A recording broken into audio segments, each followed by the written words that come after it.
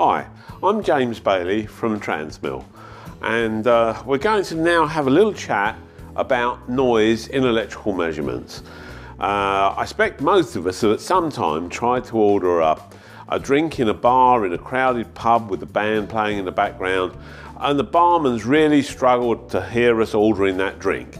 And this is exactly the same scenario as making any kind of electrical measurement. It comes really hard for the measuring instrument to find the true signal in amongst all the noise that's being generated. Now, some of the noise that's being generated is coming from the connection leads that we use. And there's noise, electrical noise around us everywhere. One of the main components is simply the line, the radiated noise from our power line, which is normally either 50 or 60 hertz. And of course, everywhere in these buildings, we have power cables running, generating quite large electromagnetic fields.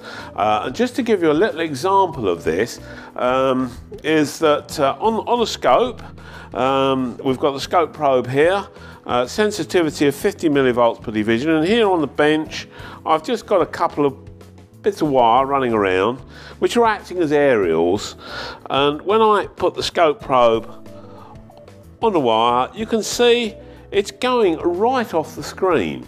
So just on this bit of wire here, we've got over 400 millivolts peak to peak of noise. Now, if we were connecting this, using this wire to connect it to making a measurement across the resistor, which had a volt or so on it, we would have over 200 millivolts of line noise being picked up that the measuring instrument would somehow have to try and disregard. Now, almost all modern measuring instruments are very, very good at rejecting line frequency noise, but you can only go so far. And coming back to the poor barman trying to hear your order over the band singing away in the background, there comes a time when it just can't be done, and it always starts to increase the size of the errors as the noise becomes larger and larger. Now, here we saw the line frequency noise that's around us everywhere, but there's other effects as well that influence the reading, and we're going to go on to have a look at other noises that get picked up when cables and things just move in the magnetic field that's around us everywhere.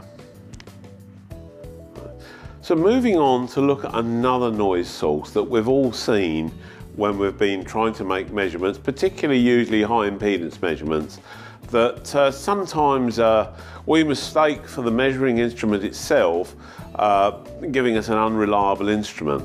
And here I am, my leads are kind of long to sort of exaggerate the effect that we can see of the pickup you get in long unscreened leads.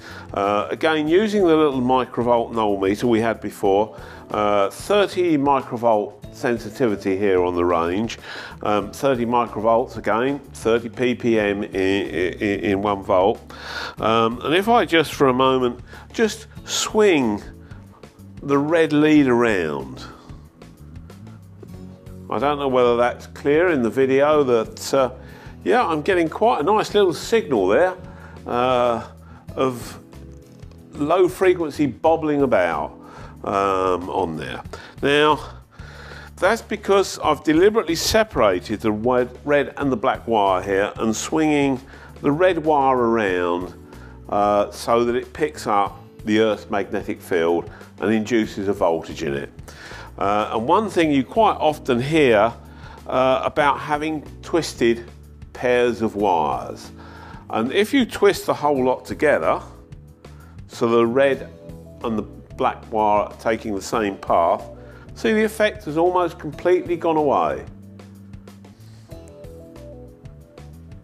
So it's always worthwhile, if you can, having as short a lead as possible and having them twisted together if it's not going to give you insulation problems,